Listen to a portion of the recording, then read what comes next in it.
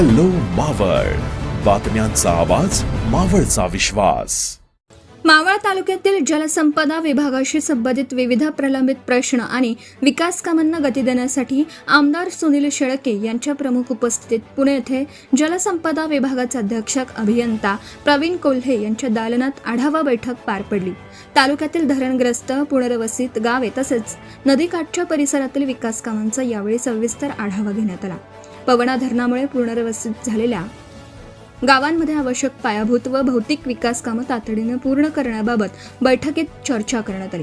तसेच शिरे व शेटेवाडी येथील पुनर्वसनाशी संबंधित सुधारणांबाबत वेगाने निर्णय घेण्याची मागणी करण्यात आली.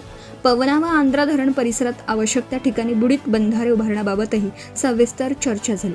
इंद्रायणी व पवना नदीकाठच्या गावांना पावसाळ्यात निर्माण होणाऱ्या पुराच्या धोक्यापासून संरक्षण मिळावं यासाठी आवश्यक त्या ठिकाणी पूर संरक्षण भिंती उभारण्याची आग्रही मागणी आमदार सुनील शेळके यांनी केली. पुनर्वसित गावांमध्ये नागरिकांना उपलब्ध करून देण्यात येणाऱ्या सोयी सुविधा दर्जेदार आणि टिकाऊ असाव्यात असंही विकास कामांच्या गुणवत्तेकडे विशेष लक्ष देण्याच्या सूचना त्यांनी संबंधित अधिकाऱ्यांना. मावळ तालुक्याच्या विकासाच्या दृष्टीने महत्त्वाची असलेली कामे केवळ मंजूर होणं पुरेसं नसून ती वेळेत आणि दर्जेदार पद्धतीने पूर्ण होणं आवश्यक आहे. यावर आमदार शेळके यांनी बैठकीत भर दिला. प्रत्येक विकास कामांचा बारकाईने आढावा घेत त्यातील अडचणी दूर करण्यासाठी प्रशासनाकडे सातत्याने पाठपुरावा करण्याची भूमिका त्यांनी स्पष्ट केली. धरणग्रस्त आणि पुनर्वसित नागरिकांना त्यांच्या हक्काच्या सुविधा मिळाव्यात, नदीकाठच्या गावांचं पूरस्थितीपासून संरक्षण व्हावं आणि ग्रामीण भागातील पायाभूत सुविधांचा दर्जा उंचावावा यासाठी आमदार सुनील शेळके यांचा प्रशासनाकडे सातत्याने पाठपुरावा सुरू आहे.